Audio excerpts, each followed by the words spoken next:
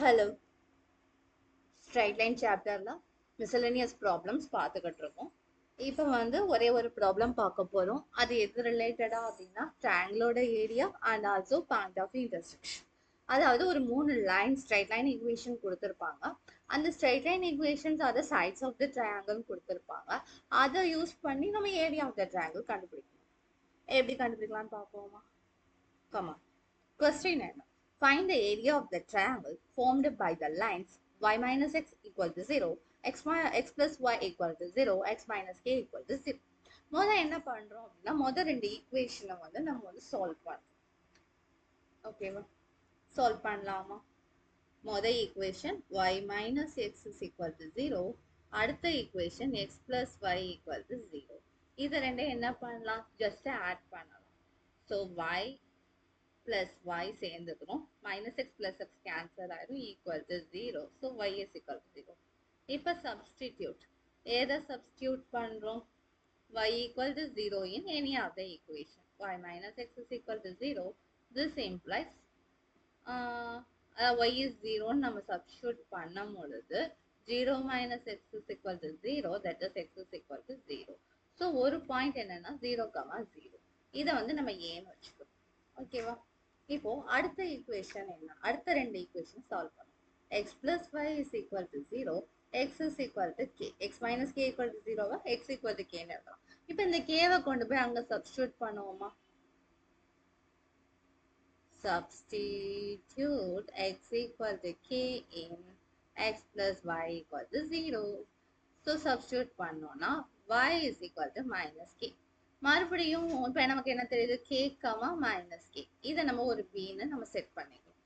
இப்போ என்ன பண்ண போறோம்? x is equal to k, third equation and first equation solve பண்ண போறோம். ஸோ இங்க வந்து x-க்கு பதிலாக k சப்ஸ்டிட்யூட் பண்ணா y-ஓட value k.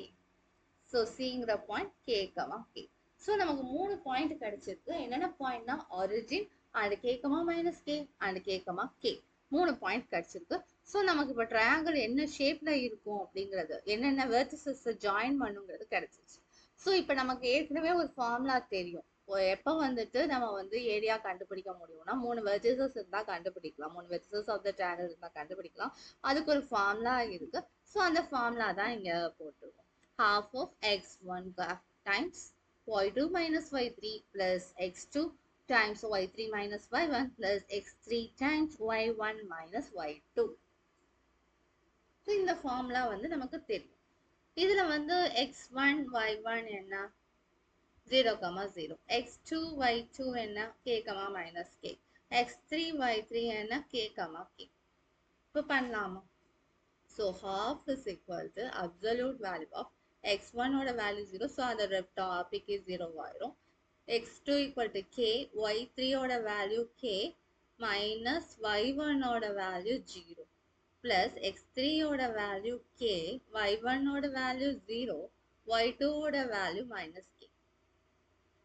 Then half of k square plus அங்கேயும் k square. So 2k square வரும். 2 get cancel, so k square units. ஏற்கனவே நமக்கு என்ன தெரியும்? Square of any positive or negative number is again positive, so k square units. So area of the triangle given is k square units. Okay? Yes. Thank you. Bye bye.